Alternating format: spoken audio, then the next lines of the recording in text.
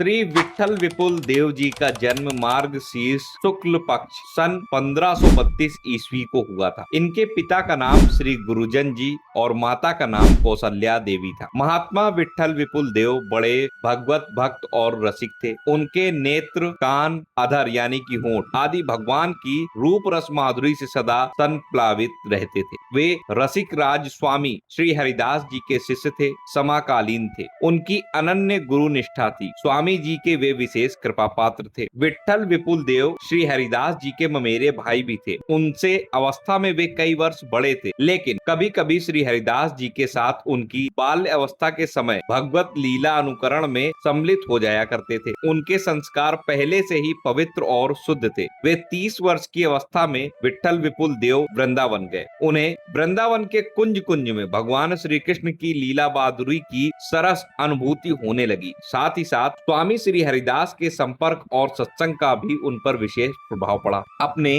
गुरु आसुधीर जी महाराज की आज्ञा से श्री हरिदास जी ने उन्हें दीक्षित कर लिया। वे उनकी कृपा से वृंदावन के मुख्य रसिकों में गिने जाने लगे और रस सागर नाम से प्रसिद्ध हो गए। वे परम उत्कर्ष त्यागी और सुदृढ़ रस के उपासक थे। श्री विट्ठल विपुल देव जी के कुल 40 पद ही प्राप्त होते हैं, परंतु इतने ही पद उन्हें रस सिद्ध संत कवि सिद्ध करने के लिए पर्याप्त हैं। उन्होंने अपनी रचनाओं में रासेश्वरी श्री राधा जी और रासेश्वर श्री कृष्ण को बादल और बिजली की भांति अभिन्न दिखाया है, यानी कि बादल से जैसे बिजली अलग नहीं होता है, ठीक उसी प्रकार। फिर भी वृंदावन की उपासना में श्री राधा जी को वृंदावन राज्य की महारानी और श्री कृष्ण को उनके अधीन माना है। इसके उदाहरण में एक चौपाई आती है, जिसको ध्यान से आप सुने। हमारी माई श्यामा जी को राज, जाके अधीन सदा ही सांवरो, या ब्रज को सिरताज। यह जोरी अविचल वृंदावन, नाही आन सो काज। श्री विट्ठल विपुल बिहारिन के बद, दिन जलधर संग गाज। श्री धाम वृंदावन के प्रति उनका विशेष आकर्षण था, जो उनके काव्य में भी परिलक्षित होता है। दीक्षित होने के बाद उन्होंने वृंदावन को ही अपना स्थायी निवास स्थान चुना। सन 1631 में स्वामी श्री हरिदास के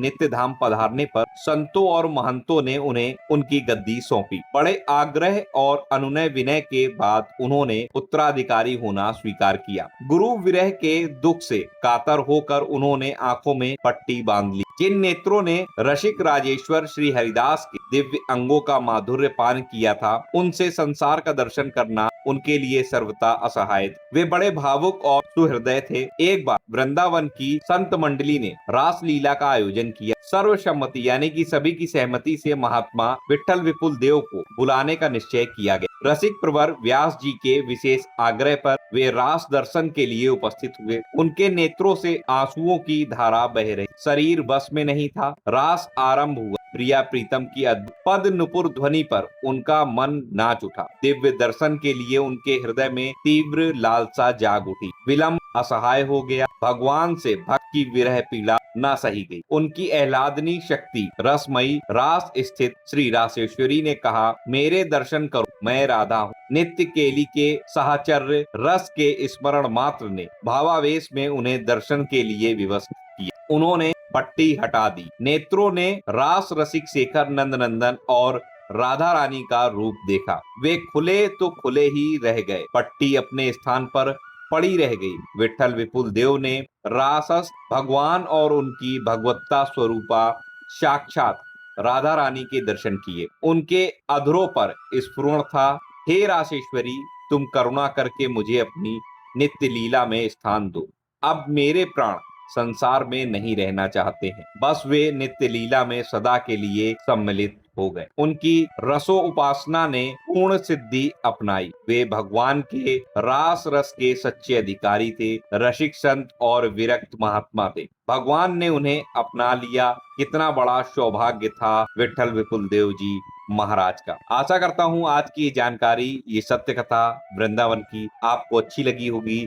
वीडियो अच्छा लगा हो तो लाइक करिए, चैनल पर नए हैं सब्सक्राइब कर लीजिए, कमेंट में जय श्री राधे कृष्ण जरूर लिखिए और इस वीडियो को ज्यादा से ज्यादा शेयर करिए ताकि अन्य भक्तों तक हमारे श्री विट्ठल विपुल देव जी महाराज की ये सत्य कथा कैसे है वो पहुंच सके। मिलता हूं अगले वीडियो में नई जानकारी के साथ। तब तक राधा वल्लभ, श्री हित हरिवंश।